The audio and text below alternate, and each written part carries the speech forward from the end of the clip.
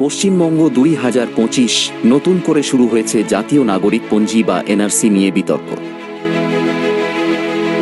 কেন্দ্রের সিদ্ধান্তের পর রাজ্যে জুড়ে সৃষ্টি হয়েছে রাজনৈতিক টানাপোড়েন, মানুষের উদ্বেগ এবং ব্যাপক আলোড়ন।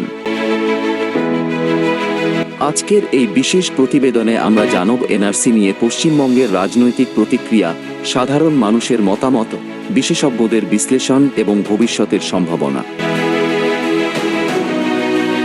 কারা ভারতের নাগরিক আর কারা নয়, সেই তালিকা তৈরির জন্য এই উদ্যোগ।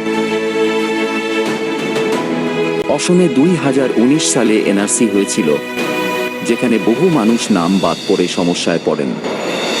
পশ্চিমবঙ্গে এবার নতুন করে 2025 সালে কেন্দ্রের তরফে আলোচনা শুরু হয়েছে।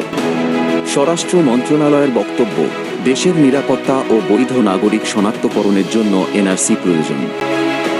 অবৈধ অনুপ্রবেশ রুখতে এটা কার্যকর হবে বলেই দাবি। বিজেপি নেতৃত্বের বার্তা, ভারতের মাটিতে শুধু ভারতীয়দের থাকার অধিকার থাকবে। মুখ্যমন্ত্রী মমতা বন্দ্যোপাধ্যায় স্পষ্ট জানিয়েছেন, বাংলায় এনআরসি হবে না, আমরা সব নাগরিকের পাশে আছি। তৃণমূল কংগ্রেসের অভিযোগ, এনআরসি মানুষের মধ্যে ভয় ও বিভাজন তৈরি করছে। রাজ্যে বিরোধী দলগুলির প্রতিক্রিয়াও ভিন্ন, কেউ সমর্থন করছে, কেউ সমালোচনা করছে। গ্রামে ও শহরে সাধারণ মানুষের বক্তব্য তুলে ধরা। অনেকেই আতঙ্কে নথিপত্র সংগ্রহ করছেন। কিছু মানুষ মনে করছেন এটা নাগরিকত্ব সুরক্ষিত করবে, আবার অনেকে বলছেন নাগরিক প্রমাণ করা যদি না পারি তবে কোথায় যাব। সংবিধান বিশেষজ্ঞরা বলছেন এটা আইনি লড়াইয়ের দিকে যেতে পারে। সমাজতত্ত্ববিদরা বলছেন এর ফলে বাংলায় সামাজিক বিভাজন বাড়তে পারে।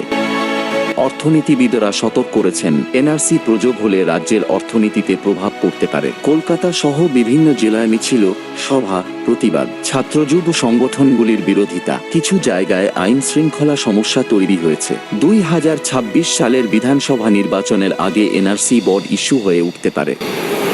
বিজেপি এটাকে সমর্থন করছে, তৃণমূল এর বিরোধিতা করছে। ভোট রাজনীতিতে এর প্রভাব নিয়ে বিশ্লেষ আদালতে বিষয়টি যেতে পারে। রাজ্যে যদি এনআরসি হয় তবে প্রক্রিয়া কেমন হবে তা নিয়ে অনিশ্চয়তা। অনেক বিশেষজ্ঞ মনে করছেন এটা দীর্ঘমেয়াদী লড়াই। বাংলাদেশ ও আন্তর্জাতিক মহল কিভাবে দেখছে এই বিষয়টি। জাতিসংঘের উদ্বেগের কথাও শোনা যাচ্ছে। এনআরসি নিয়ে পশ্চিমবঙ্গের রাজনীতি তুঙ্গে, সাধারণ মানুষ অনিশ্চয়তায়, সরকার আশ্বাস দিচ্ছে, বিরোধী দল লড়াই করছে।